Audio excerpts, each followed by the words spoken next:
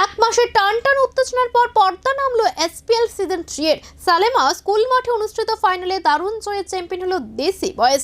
কমলপুর মহকুমার সালেমা 10 শ্রেণী বিদ্যালয়ের মাঠে অনুষ্ঠিত এই ফাইনালে মুখোমুখি হয় বিজিওয়াইএম দেশি বয়েজ। প্রথম ব্যাট করে বিজিওয়াই এর নির্ধারিত ওভারে 185 রান তুলে দলের হয়ে অভিজিৎ সাহা 71 রানের গুরুত্বপূর্ণ ইনিংস খেলেন। জবাবে 186 রানের লক্ষ্য তাড়া করতে নেমে শুরু থেকে আক্রমণাত্মক ব্যাটিং করে দেশি বয়েজ।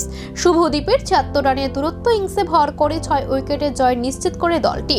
বল হাতেও শুভদীপ 2টি উইকেট নিয়ে অলরাউন্ড পারফরমেন্স দেখান। খেলা শেষে বিজয়ী দলকে ট্রফি ও 70,000 টাকা এবং রানার্স আপ বিজিওয়াইএম কে 40,000 টাকা পুরস্কার প্রদান করা হয়। শেষ বল পর্যন্ত উত্তেজনায় ভরা এই ম্যাচ দর্শকদের উপহার দেয় এক স্মরণীয় ফাইনাল। সালেমার প্রাঙ্গণে ম্যাচ দীর্ঘদিন মনে রাখার মতো উচ্ছ্বাসে মাতল কোটা এলাকা।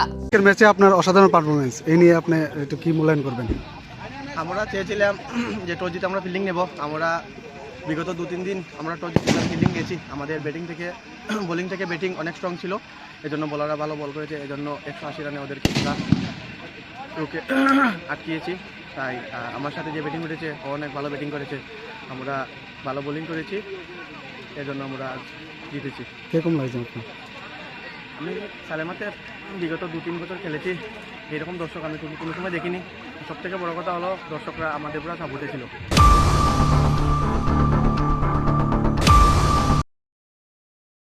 Hasteni joto lukurogno wilau khulumaya pharu sini titi edisino prai 4.5 bosor rong wi lukurog